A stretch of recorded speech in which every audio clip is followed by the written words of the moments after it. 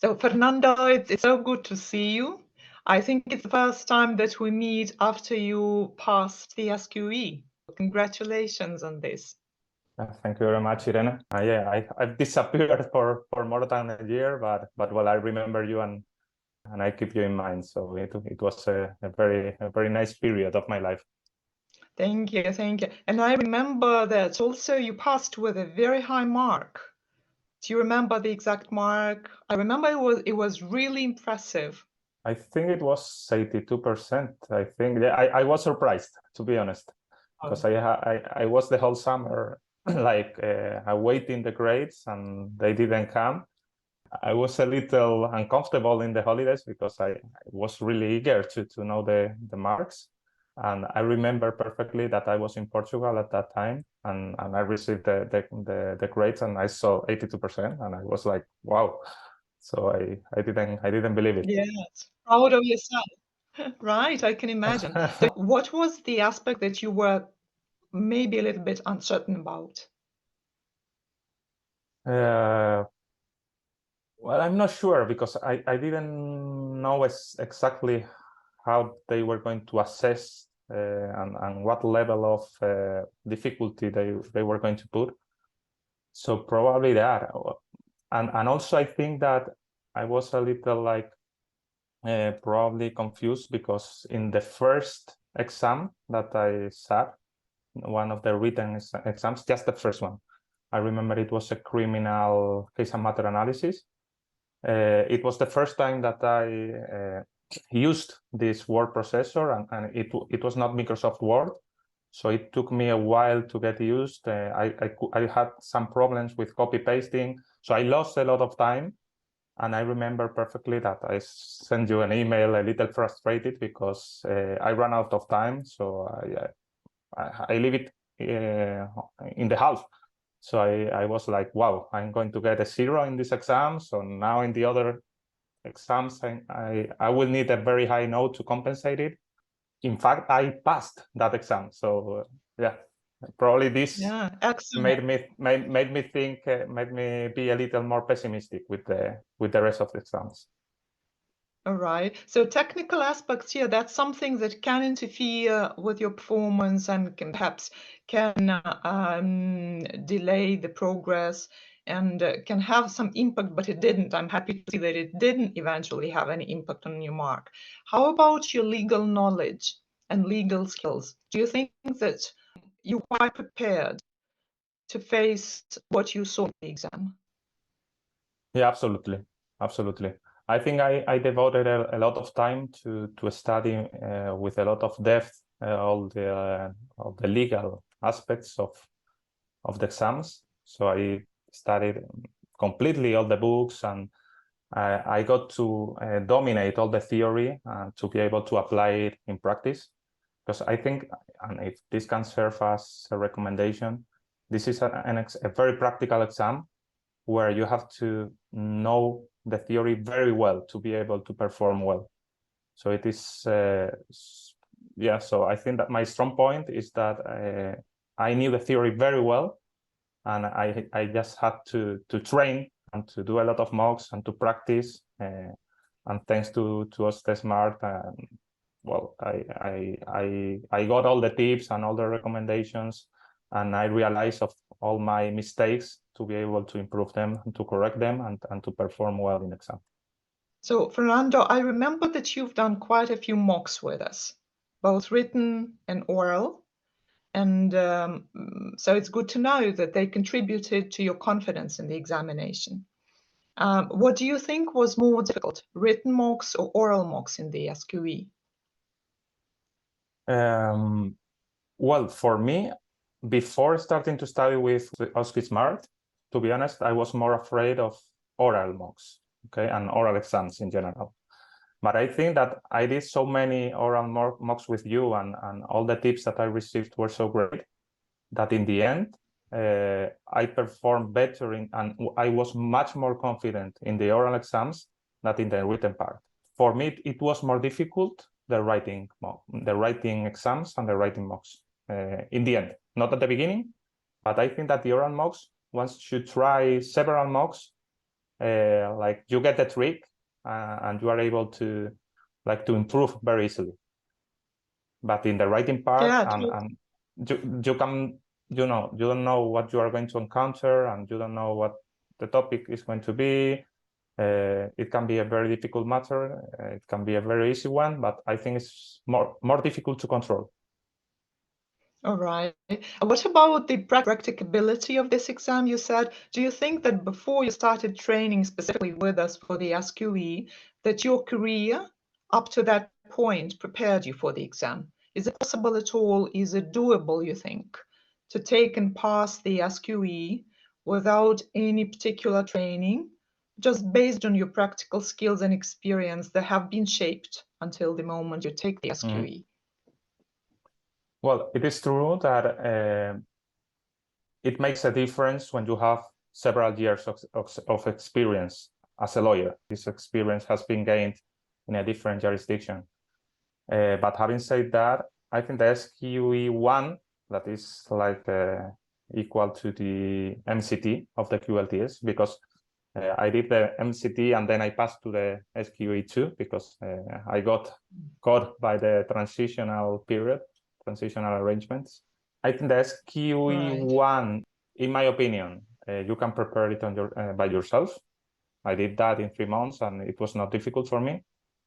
But for the second part, for the SQE2, I think it is essential to practice, to make a lot of mocks, and I don't think I will have gotten these results without your help, to be honest. That's good to hear. Thank you, Fernando. We really try to do our best, and share the tips and provide the candidates with realistic scenarios in order to get them through the examination. So it really sounds like music to our ears, No, it's a truth, Irene, because it's actors they act so well that they are like real life, and it is very important to do these mocks because then you can learn from your mistakes. You give a lot of very extremely helpful tips about what do they really want, how are they going to assess you, what you should improve. So I have a lot of examples of specific tips that you gave me that really helped me a lot. So when you make a mistake the first time, for the next mock, you have in mind that you cannot do that. So every time you do a new mock, you are getting better and better. Yeah, that's the difference. That's the real difference between what we offer and the exam, because you can do it over and over again until you are satisfied with your performance, until you know your way around. So yeah, that's really something that we try to focus on. Yes. All right. Then I have another question for you, Fernando. How about the knowledge and the skills that you learned in the exam that you have shaped and polished probably? Do you think that once you pass the exam, you no longer need this knowledge and skills? Are they exam specific, or can they be handy in your professional life after the SQE? No, they are completely handy. So I think that I'm a better lawyer now than I was 2 years ago.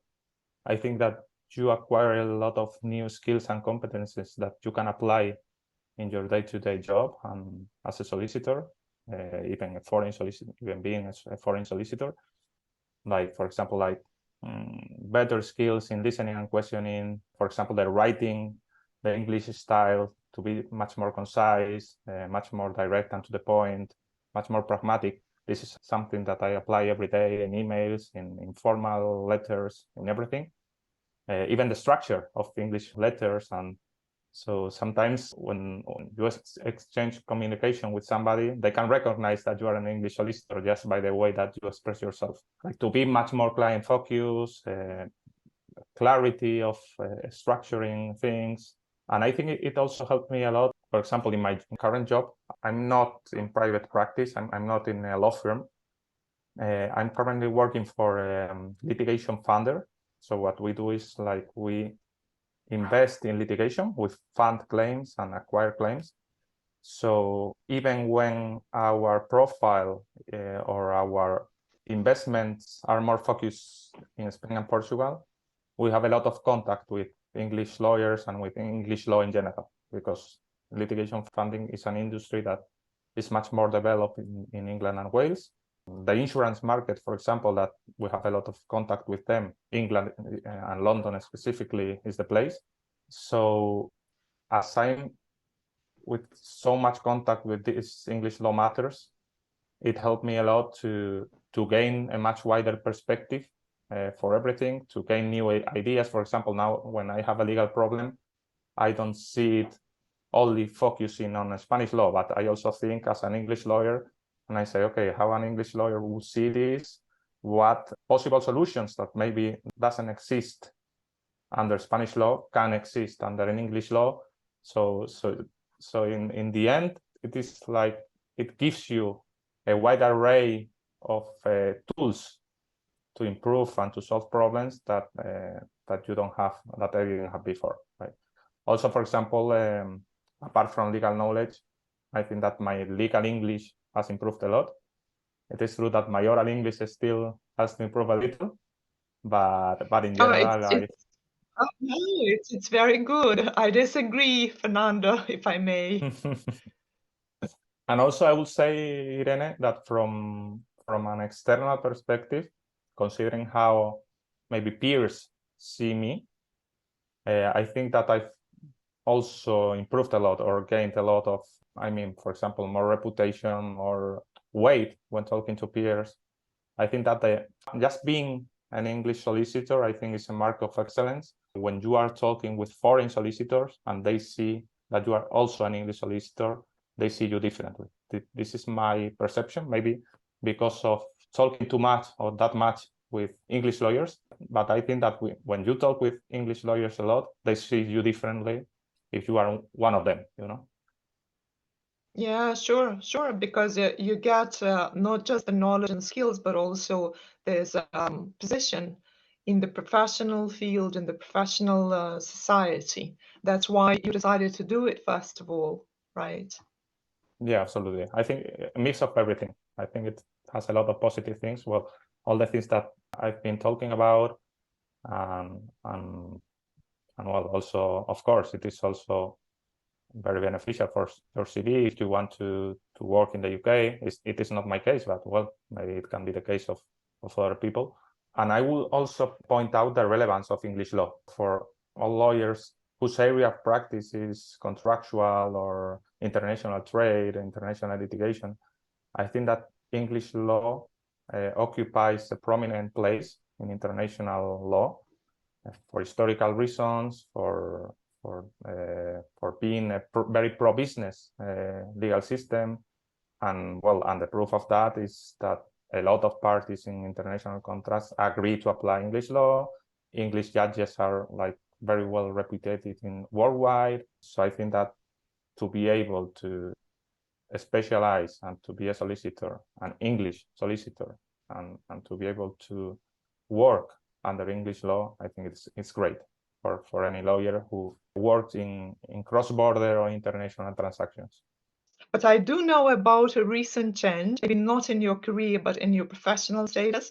And this is your being recognized as a thought leader. Well, thank you for that. Thank you for bringing it out.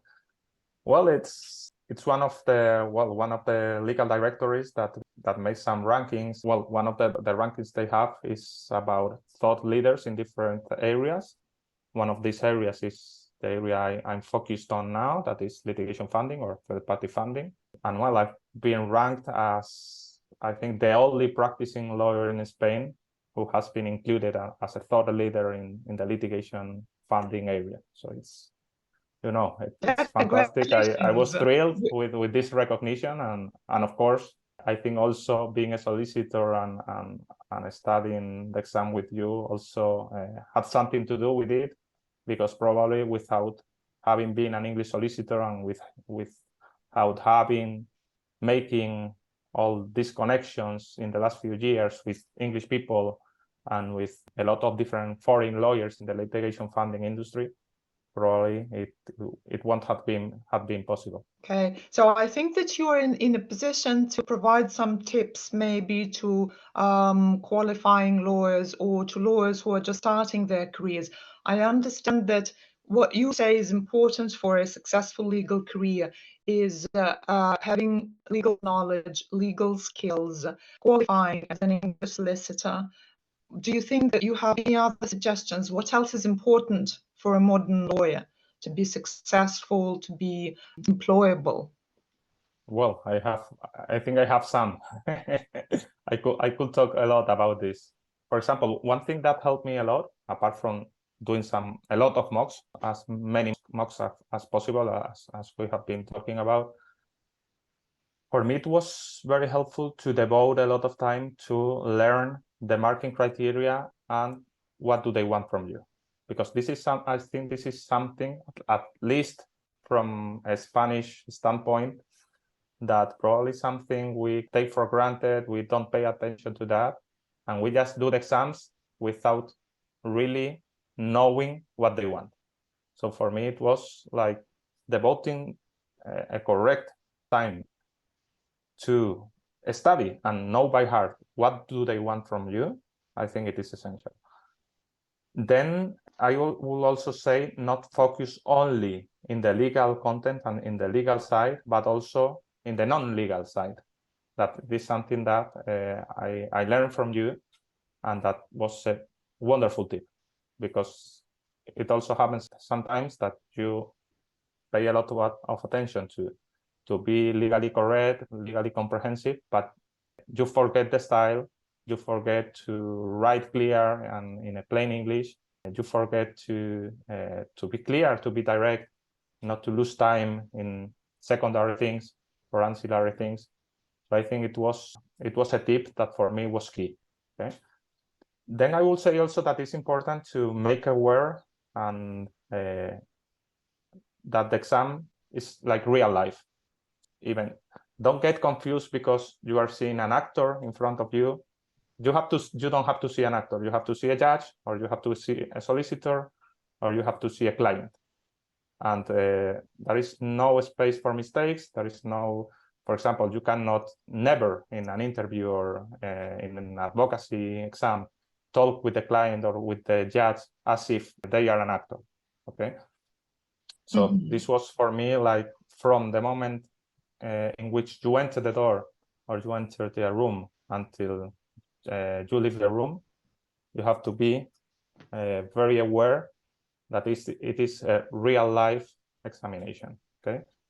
Then I will also like recommend, this is something that, for example, unfortunately in Spain, in some universities still happen, that is like that people study by heart. Okay, and sometimes they know the theory, but they don't know how to apply it to the facts. They don't know how to apply it in practice. So my strong recommendation will be like not study everything by heart, because in the exam they are going to test you in a practical way. It will be for nothing if you study anything by heart, because when the exam comes, you are not going to be able to perform well. Okay. Right. That it's a very practical exam, so makes sense. Yes, that's a good recommendation. Yes. Yeah.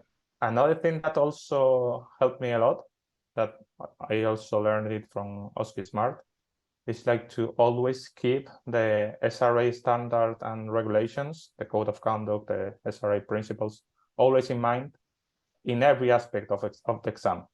Because in the exams, for example, they are not going to ask you directly a question about ethics, about compliance, or about diversity and inclusion. But these kind of questions are hidden in the examination, okay?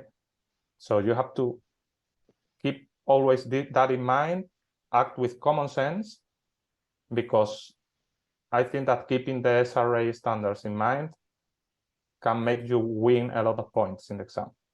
You can always twist an answer or introduce something in an answer that will like the receptor when they see it. I don't know if you agree with that, Irene, but at least with me, I think it works. Absolutely. Yeah, that's an important point, and I think that candidates who fail their first attempt may be overlooking this point, and then they can learn it the hard way. You know that you have to take this into consideration. Yeah, And this is something that is valid for almost every question. There is always a hidden aspect of the question that is related to this kind of matters, but of course it's hidden and it's not, you have to you have to detect it and apply it. And I was saying that it also takes time and practice to be able to spot these issues. Yeah, for sure, definitely.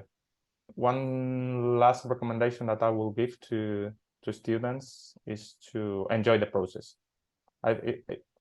In my case, for example, it was like one of the busiest periods of my life because I have a very demanding job. I come home late. My wife was pregnant at that time.